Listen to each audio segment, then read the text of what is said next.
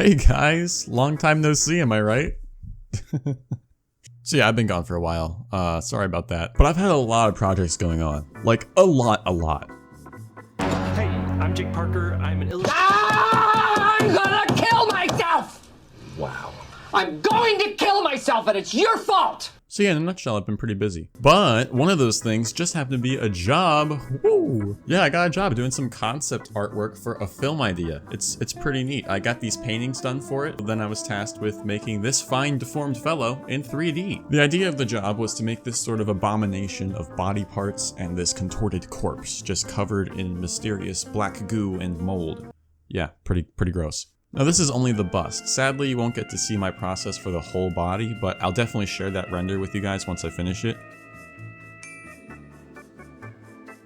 Now I'm gonna let you guys sit back, relax, grab a snack, you'll be here a while, and let's get started!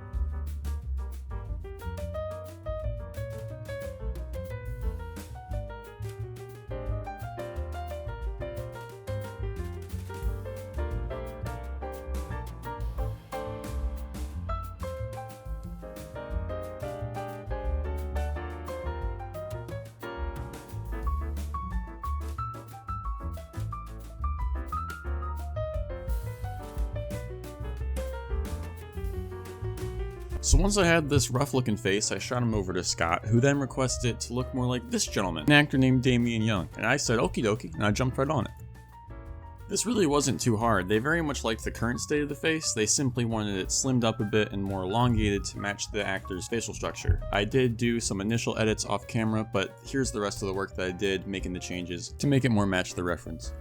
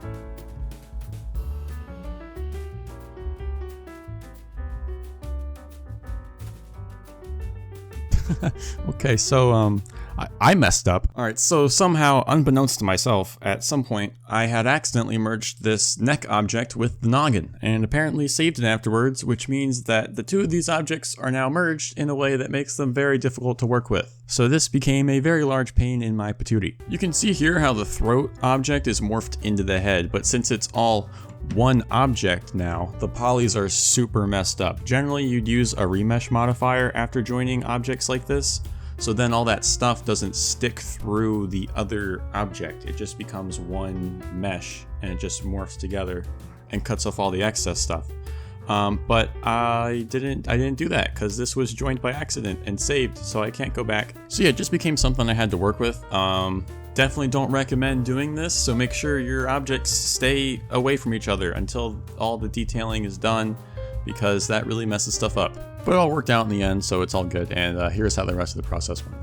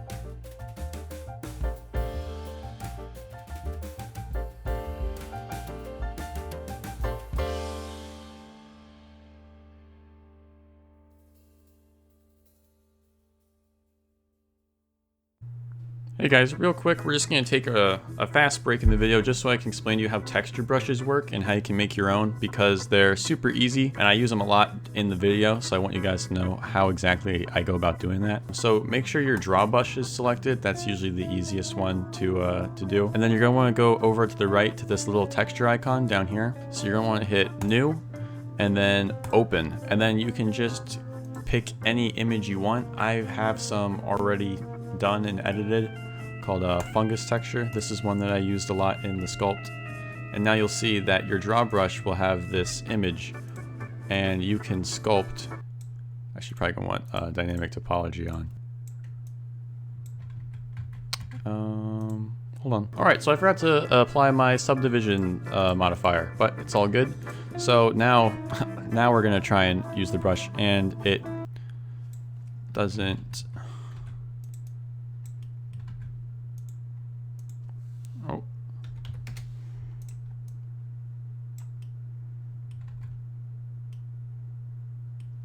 All right, so now that the subdivision modifier is all, we've got our brush here, and now you can see that you can draw this texture right on to the object using your sculpt brushes, which is really, really useful when detailing a model like this, because you don't have to go in and individually draw all these little pieces and get the height all correct. It can do that for you. It's very good for creatures, just getting that like flesh detail in there. I use this in pretty much every video I've done so far, but that's how you use texture brushes in Blender and how you can make your own.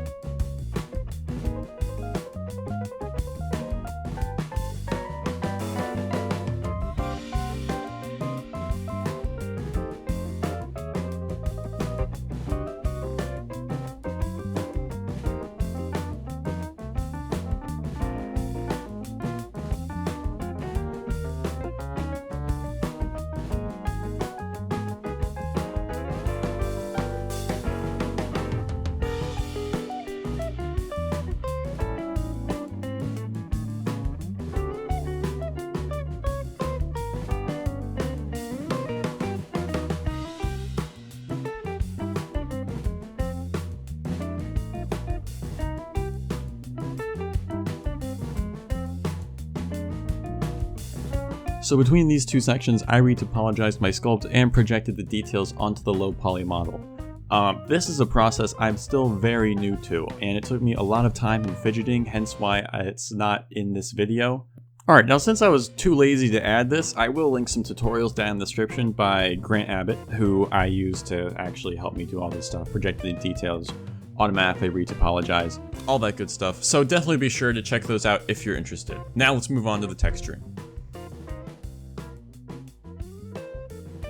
Alright, so to do the texturing, I'm using Blender's texture paint tool. If you've watched any of my previous videos, you'll know I usually do this with vertex painting. Now, if you don't know the difference between the two of these, essentially vertex painting is for things that are higher poly models, so it's painting each individual vertex as a color. So if you had a very low poly mesh, you're only going to have a few different spots that it will actually paint.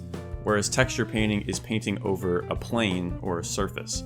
So you can actually get much more detail in with texture painting while also working on a lower poly model which then causes a lot less lag, which is why I now prefer texture painting much more over vertex painting. And during the texture painting, I just use some more red tones and a little bit of like pale turquoises just to add a more fleshy feel to the creature's skin. I also use that same fungus texture again with that paler color just to add this like vein-like pattern on his skin. Just adding details like that I feel is very, very important to bring your sculpt to life. So definitely remember the importance of the texturing part of the process.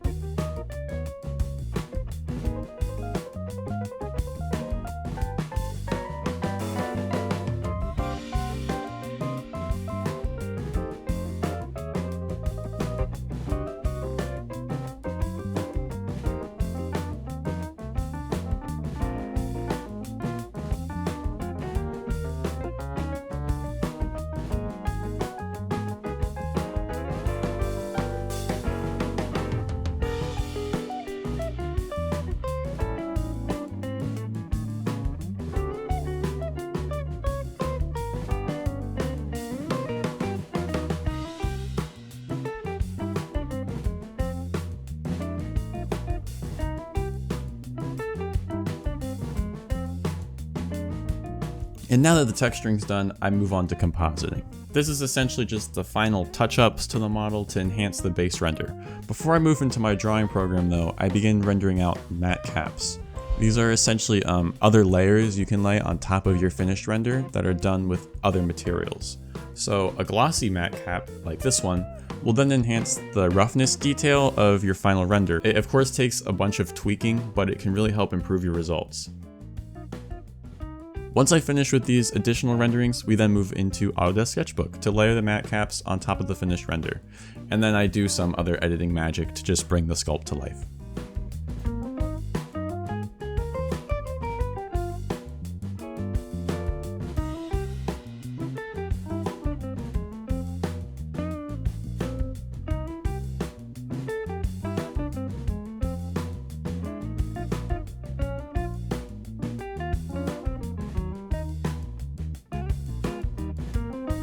So yeah, here he is, the main man. I hope you guys enjoyed this video. I definitely had a lot of fun making it. This thing turned out freaking awesome, better than I could have ever imagined. And I really just miss doing this kind of stuff. But don't worry, there won't be another super long hiatus, because I already have a new video that's in the works.